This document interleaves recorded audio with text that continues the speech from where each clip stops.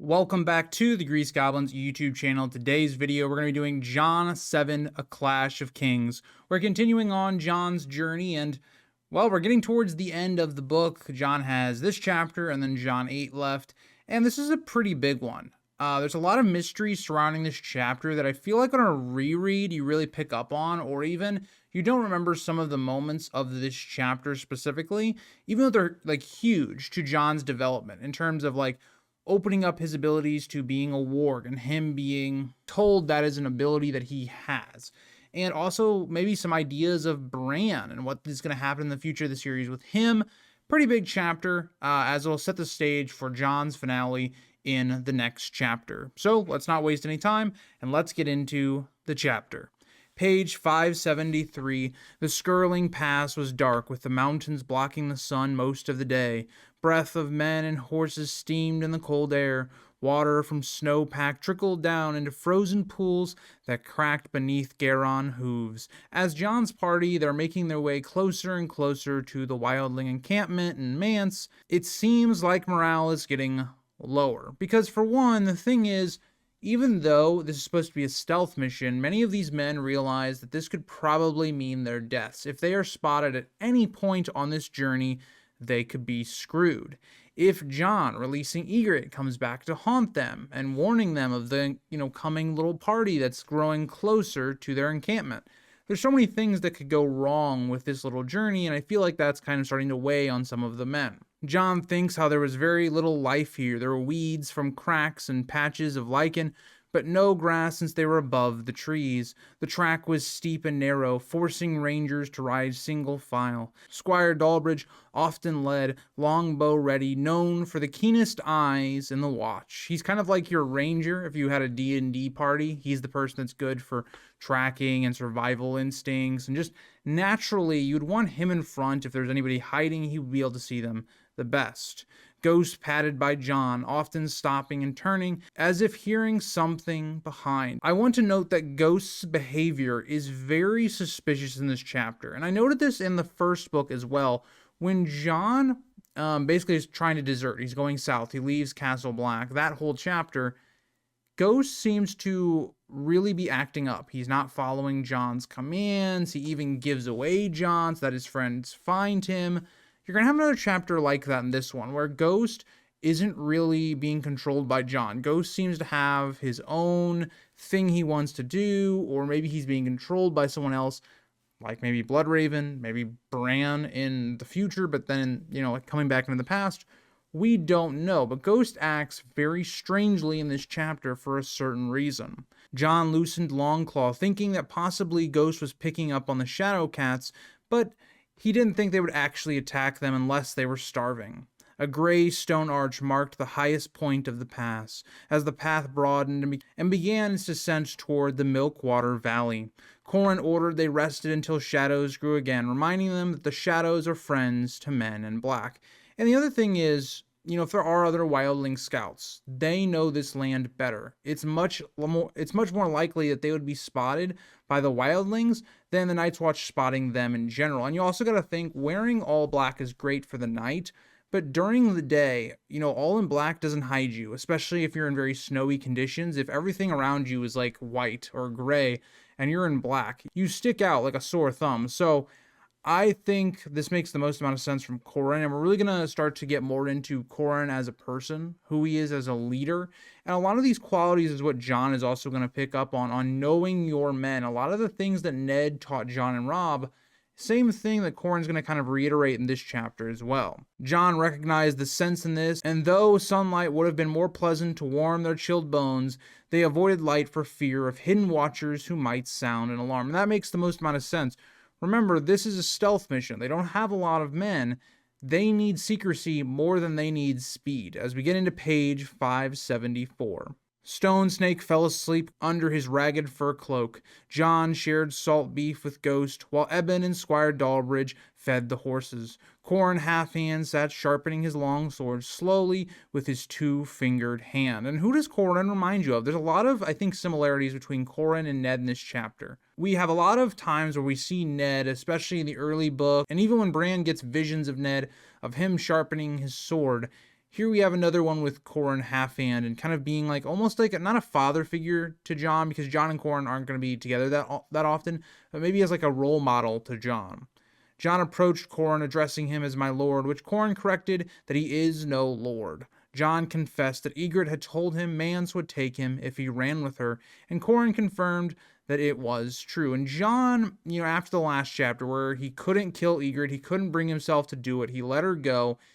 He's feeling a sense of guilt about that because he disobeyed a direct order in his mind. We know that not to be the case, as Qhorin's going to say here in the chapter. Jon mentioned Ygritte's claim that they were kin and the tale of Bael the Bard. Qhorin already knew the story and said Mance had a love for wildling music and women. And you're starting to see the growing idea for Jon that really the wildlings and the Night's Watch and the men south of the wall are not all that different. It's really just what both sides have had to experience living north of the wall, the cruel, conditions, the others being much more closely to them than anyone south of the wall. And you see how they both have different ideologies, whereas the wildlings are much more about freedom, being, able to make your own choices, all that kind of stuff. In Westeros, it's not necessarily like that, because you do have lords that are above you. You have kings, you have laws that you have to follow, and those are good things, but at the same time, they also mean they limit what you're able to do with your life at times. And also there's things where your lords can abuse you and all this stuff. So I think it's interesting the way you look at both the wildling culture and Westeros culture, and both have their flaws, but both have their strengths as well. Jon learns that Qhorin had known Mance personally. They were once brothers and even friends. And Jon asks why Mance deserted. This is a really important question because as of right now, we really don't know anything about Mance Rayder as a character at all. He's going to be introduced at the beginning of A Storm of Swords, but up to now, all we know is that he is the person in charge of the wildlings. He's this king. We don't know anything really about his past up until this chapter, and so we're going to get a lot of that with Qhorin. And what's so interesting about Mance's background is just given the fact that to a lot of these Night's Watchmen, he was like a brother to them. He was somebody that they liked, but it is something where Mance always wanted that freedom, and he was born wildling, as we're told by Qhorin. You kind of can understand why Mance would choose a life with the wildlings over living this life of being in the Night's Watch, which is very restrictive to the individual. Qhorin explained that Mance deserted for maybe a number of reasons. There's a lot of rumors. Some said for a woman, some said for a crown, but mostly because he loved the wild more than the wall, as he was wildling born and had only gone home once again. I don't believe that Mance, deserted because of a woman or he did it for a crown. I think Mance did it because that was just who he wanted to be. He wanted to be free, and that was something the Night's Watch couldn't offer him. And so, yes, he likes women, so that would come with it and all that. And the crown is something that's, I think, is so interesting, because Mance does go out of his way to try and rally these people underneath him, but it seems more out of a necessity of trying to save the wildling people and realizing the threat of the others. Remember, Mance is a ranger. He would have known of that possible threat. And so I think it comes out of more of Mance is someone that the people can respect. He can get all these people together and they can try and go south. I don't think it's this idea of, like, say, Renly wanting to be, king and pushing his claim. Mance is very much different than that. Jon asked if Mance had been a good ranger, but Qhorin answered he was the best of them and the worst as well, because he didn't fit into the Night's Watch. He just didn't. But at the same time, he also was somebody that knew the North, the true North, past the wall, really well. Qhorin respected the wildlings as brave, strong, and clever, but they lacked discipline, with each one thinking himself as good as a king. And this is something we've been told really throughout the entire second book, is that the weakness to the wildlings is they don't have a lot of order. There's not a lot of what we see with, like, say, Robb's army or Tywin's army, where they're very disciplined, they set up good camps, they are more of an army than a people, whereas the wildlings aren't that. And that's the other part of it, is not just going past the idea of the wildlings as a fighting force. They also don't have order in terms of, like, laws. They're all free. So no one person, in most cultures, now there are different ones like the Thenns, but they don't really have a structure of laws to prevent people from doing awful things. It's kind of every man for themselves and your strength to defend yourself. You don't have that. And so really what I think George is telling with the wildling story is that their culture should be mixed into Westerosi culture to formulate the best possible society. Because both are two kind of extremes, with the idea of there being a king over everybody, and then also the idea of there not being enough structure with the wildlings. Jon admitted that he too had trouble obeying, given what he did in the last chapter of not killing Ygritte, but it is very interesting the similarities between Jon and somebody like Mance, and that's why I think that Jon will come to respect Mance and Mance respecting Jon. Qhorin seemed unsurprised, asking if Jon had let Ygritte go. Qhorin had kind of figured that this is what Jon was going to do. Jon is Ned Stark's son, more or less. That's what everyone believes, and he's been brought up to be a son of Ned. It's just kind of expected from someone like Jon. When Jon asked how he knew, Qhorin just replied, just tell me why you spared her. It's not important that he knew. He didn't really know. He only knows now. Now that you've told him, now he knows the kind of person Jon is going to likely be. As we get into page 575. Jon, when asked about why he didn't kill Ygritte, he said that his father never used a headsman. He said he owed it to before he was going to kill the person to look them in the eyes and see what they had to say. And when Jon looked into Ygritte's eyes, well, he knew she was an enemy, but there was no evil in Ygritte, and that's the truth. And also Ygritte was unarmed. She didn't really pose all that much of a threat from Jon's point of view. Now, we know that's not going to be the case, given that Ygritte will confront Jon by the end of this book, but at the time, she wasn't really a threat. Now, Qhorin does respond to Jon saying no more than in the other two, meaning the other two men that he and Stone Snake killed, but Jon continues off this saying, it was their lives or ours, Jon said. And Jon talks about if they had seen them, then they would have been a threat, they could have been seen, and then they would have been in real trouble. But again, it's very different with Ygritte. And so Qhorin recognizes that, and Jon continues kind of defending his actions, saying, well, Stone Snake had the horn now, and Ygritte was unarmed, and she would have been behind them, and she did not have a mount, so she didn't seem to be a threat. And Qhorin agrees to this. And Qhorin even says to Jon, if he had needed her dead, he wouldn't have had Jon be left. It would have been left with Eben. He is somebody that would have killed her without a second thought, really. And so that's the whole point, is Qhorin was testing Jon to see what kind of man that he was. And Jon is kind of confused by this. He asks him, why did you command it of me? But Qhorin explains he never commanded Jon to kill her. He commanded him to do what he believed was right, more or less. And Qhorin continues talking about leadership in a lot of ways, on how to utilize every person's skill. For instance, if he needs a scout or somebody to be able to shoot with a longbow, he'll call on Squire Dalbridge. If he needs somebody to be tortured to give up their secrets, he calls on Eben. And he continues finally with, to lead men, you have to know them. And that is a huge lesson to Jon, albeit Jon's kind of already gotten that lesson from Ned. It's more being reiterated here. Jon then asked if he had slain her, what would he think of him then? But Qhorin said she would be dead, and I would know you better than I had before. But he tells Jon enough talk that he needs to be sleeping and needs to be well rested. The next few days could go really badly, and we see that they are going to, so Qhorin is quite right.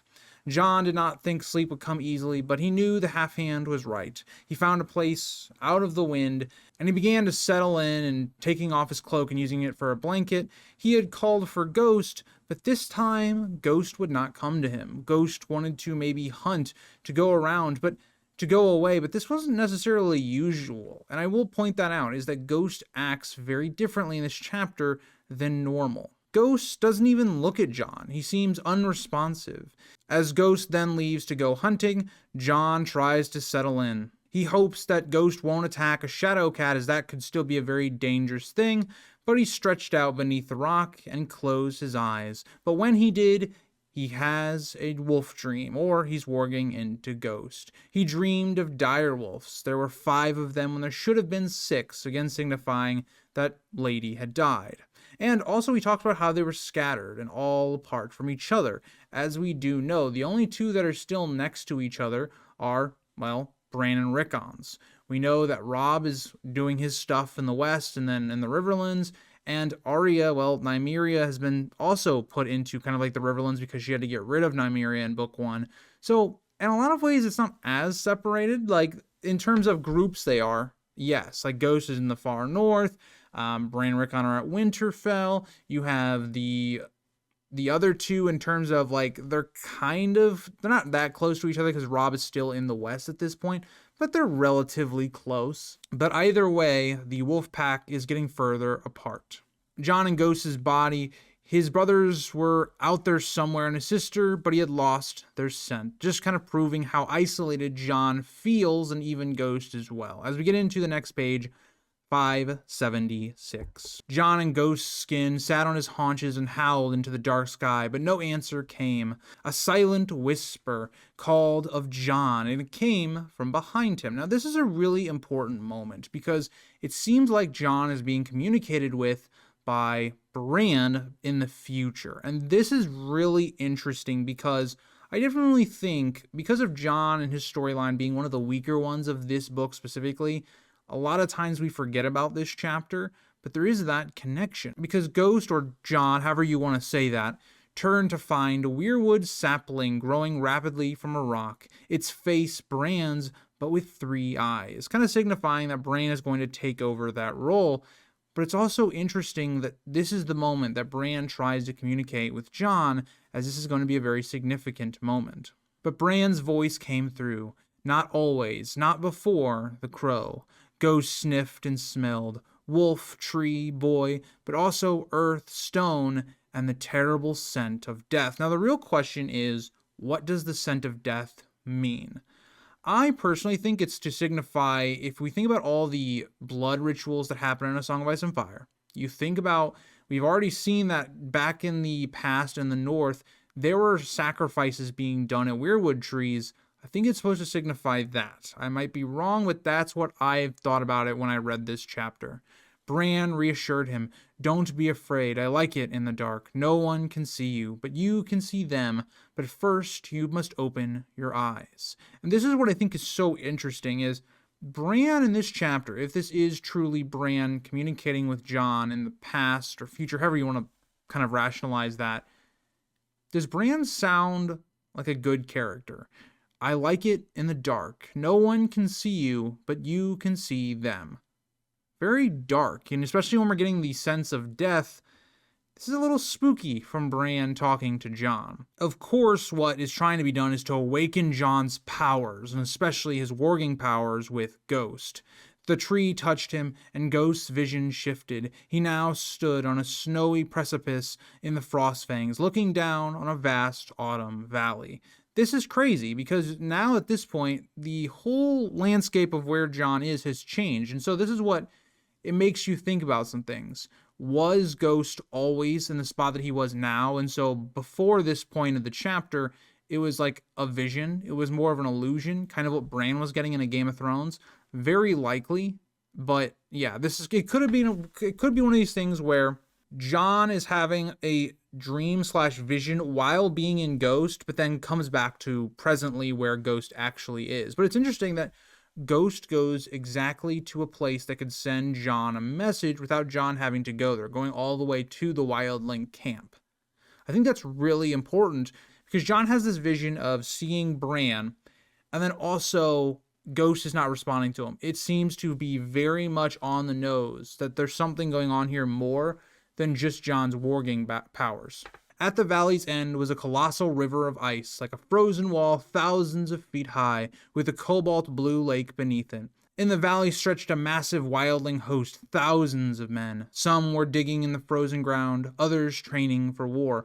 Some of these men are looking for this alleged Horn of Winter, and others are training for how they're going to invade Westeros. He saw rioters charge a shield wall, their clash faint like rustling leaves in the wind. Their camps sprawled without order, no ditches, no defenses, just crude huts and hide tents scattered like a pox across the valley floor. Now this is the important part though.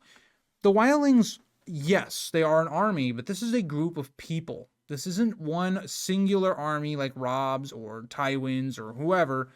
And that's made very clear here. But I also do want to bring up the fact that they're also trying to train in tactics that some people from Westeros will use. They're trying to be more disciplined as a fighting force, but that's not necessarily going to work. As we get into page 577.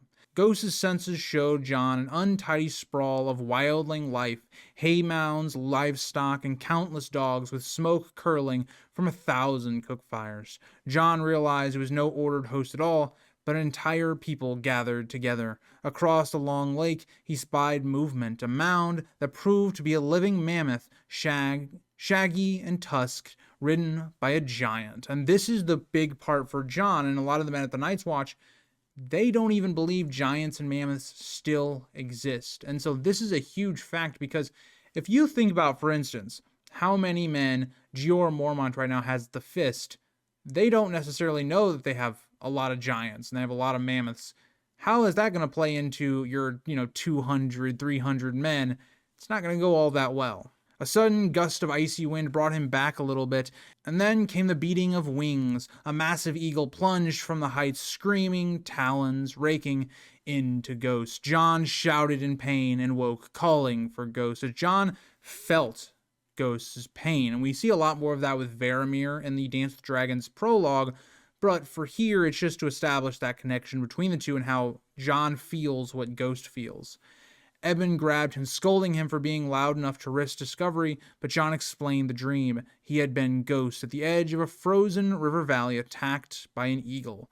And at first, this is going to be kind of played off as like a joke or whatnot, but soon they're going to really stress out about this. They're going to realize what this dream means. Dalbridge joked that his dreams were of women, but Qhorin took it seriously. And you have to. When Jon is having a direwolf next to him, you can already tell he has some sort of power with the old gods or being a warg, and that is what they're going to find out in this chapter. Stone Snake noted the milk water flowed from a glacier-fed lake, matching Jon's vision. Jon then added that he had seen a weirwood with his brother's face, and that the wildling host was vast, thousands strong, with giants riding mammoths. He admitted his head and neck still ached where the eagle's talons struck in his dream. Qhorin pressed him to recount everything in detail, saying such visions might reveal truth. Qhorin is taking this seriously. This is something that they need to know, and if it is the case that they have been discovered, they need to retreat swiftly, because they have found out the information they need to. They didn't find out exactly what Mance was looking for, but at this point you're not going to be able to if you've already been discovered. And for Jon, this is also going to feel really weird. Weren't these just dreams? Why is everyone taking this so seriously? Jon felt foolish, but he told all. By the end, even Dalbridge no longer smiled, and the Black brothers listened with grim respect. There is something really dark going on here, and this could mean the lives of all of them if they cannot get away soon. As we get into page 578, Eben muttered skin changer, darkly leaving Jon unsure if he meant the eagle or Jon himself. And I believe Eben probably was talking about Jon, but also the eagle as well, because, as we know, there had been a skin changer using the eagle that Jon and Stone Snake had killed. Qhorin noted that with dead men walking and trees seeming to have eyes again, wargs and giants should not surprise them. Dalbridge joked he'd rather dream of women than mammoths. As Eben declared he wanted to see giants with his own eyes, though Stone Snake warned him not to let them see him first. As night drew on, the company descended the rocky, broken pass toward Forktop, as Jon silently fretted over Ghost's absence, fearing the eagle might have slain him. And this is one of those moments where Jon doesn't have any connection with Ghost right now. He can't feel his presence, very differently than what we've seen in the past. And at this point, Qhorin is willing to go forward because he's not sure if they have been found out yet. He's not sure if what Jon's dreams said are 100% fact. And it's their mission to make sure that that's the truth. And so when Ghost does come back to the party, it confirms Jon's dreams were true, and it also confirms that they've been found out, especially as they see this lone eagle that was perched above them, and the fading light drew their attention. Eben wanted to shoot, but Dalbridge stopped him, saying it was too far to hit. The eagle was just out of range. It was a spy, just to show where the Night's Watchmen were. Qhorin studied the bird a long while, then ordered them to press on. Just as Jon was about to follow, he glimpsed a stir of white between two boulders. Rushing forward, he found Ghost alive, though badly torn by talons. And this is really the worst case scenario in terms of the Night's Watch, because this tells you that, one, Jon's dreams were true, that everything that he told you was correct, that the wildlings highly outnumber the Watch, and they need to tell Mormont this immediately. But the other thing is, this eagle has found them, and now they need to retreat. But they must treat Ghost first. The direwolf's neck was bloodied, but the bird had failed to break it. Ghost still raised his head silently when Jon touched him. As we get into page 579, Qhorin Halfhand asked how badly Ghost was hurt, and the direwolf managed to struggle to his feet in response. The rangers cleaned Ghost's wounds with water, then poured wine into the gashes, while Jon held him still and soothed him. Could you imagine trying to help a distressed direwolf? Think about all the vets that maybe if your dog is somebody, or your cat, whatever, that doesn't like the vets. Think about trying to do that with a direwolf. I'm just saying. Ghost bared his teeth but quieted, and the men bound his wounds with a strip torn from Jon's cloak. Night had fallen completely, stars faint above black rock. Stone Snake asked if they should press on, and this is where a lot of these men are starting to question this, because at this point, what is the point of going on? Jon has seen all that they're going to get, and they've also been being stalked by this eagle. Qhorin answered back, not on, explaining that the eagle's sharp eyes meant they had been seen and now must run. And that's the big point of it, is they don't have the numbers. They really don't have the knowledge that the wildlings have of, traversing this land quickly. And that's all really going to come to a head here, and really in this chapter and the next one. He wrapped a black scarf around his face, mounted up, and led them back toward home without argument from the others. Many of these people are like, thank God, we're not going to die on this suicide mission, but unfortunately, might not go that well. They rode all night through twisting passes and broken ground, sometimes dismounting to lead their horses in the dark wind. Eben suggested torches, but Qhorin refused, insisting on no fire. They crossed the stone bridge at the summit and began descending again. A shadow cat screamed nearby, its echoes making it sound like many. And in a lot of ways, it's to foreshadow a lot of these men's death. In the future, it kind of reminds me of like vultures, and it's really an omen as to the doom of the mission for a lot of these men. Jon glimpsed two glowing eyes above them, large as moons. In the black hour before dawn, they paused to water and feed the horses. As Qhorin remarked, they were near the spot where the wildlings had died, a place where one man could hold 100.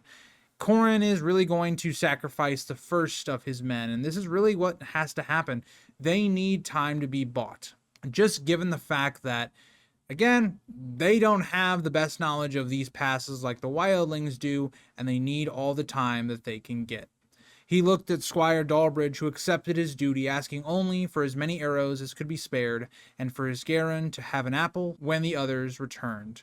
As we get into page 580, Squire Dalbridge was a brave man. He didn't balk from this. He accepted his fate. He knew that he was going to die, and that's what Jon realized, that Squire Dalbridge was staying behind to die holding the pass, to buy them any time that he possibly could, and even to maybe bring down a couple of their numbers. Qhorin clasped Dalbridge's forearm and warned him about the eagle. Dalbridge replied that if the bird came close, he would make it sprout some new feathers. And I want to point this out as well. We just got done talking about how Qhorin has been a leader and has been, in a lot of ways, a role model for Jon and his future things he's going to have to do in Book 5 especially. This is also part of it, is having to send people that you maybe care about to die for really your cause, for the Night's Watch. It's a tough moment, and again, it shows you the wisdom that Jon might have, especially when he starts distancing himself from his friends, because he knows one day he might have to sit over them in judgment or have to send them to their possible death. Jon's last sight of him was his back as he climbed the narrow path to his post. At dawn, Jon spotted a speck in the blue sky, the eagle. Eben cursed when he saw it, but Qhorin told him to be silent and listen. Jon held his breath and heard the distant echo of a hunting horn in the mountains behind them. Qhorin declared, and now they come. And this is probably, again, when I think Jon's whole storyline gets going, I really think Jon 6, 7, and 8 are the best parts of Jon's storyline because they're the ones with the most tension in them, and they seem to be the most vital to Jon's character arc and overall the story with the North of the Wall plotline. And it's a great way to end Jon 7 just based upon the idea that even though Squire Dalbridge stepped up to the plate, it didn't matter all that much. They're still on the trail of the Night's Watch, and the eagle still spots them. They know exactly where they are, and it's only a matter of time before they catch them, especially in the next chapter. I will say this, though. I do think that the issue with Jon's storyline at this point is it kind of feels underwhelming in terms of we build up to this party of Qhorin's making it to see Mance and the encampment, and then we get a kind of a little glimpse of it through Ghost, and then all of a sudden the last chapter is kind of undid. Like we're backtracking again. So I will say that would be probably a complaint of it, even though I think it's a minor complaint, just because I still love a lot of what we get in the last 3 chapters for Jon. In Jon's like 3-chapter arc that he has at the end of A Clash of Kings. But yeah, I hope you guys are all excited for the kind of finale for Jon's arc and of A Clash of Kings. I'm pretty sure we don't see Jon until like the last like 2 or 3 chapters of this book, so we won't actually see him for quite some time. We're going to have the Battle of Blackwater coming up soon, so hope you guys are all ready for that, and I'll see you guys all in the next one. Bye, guys.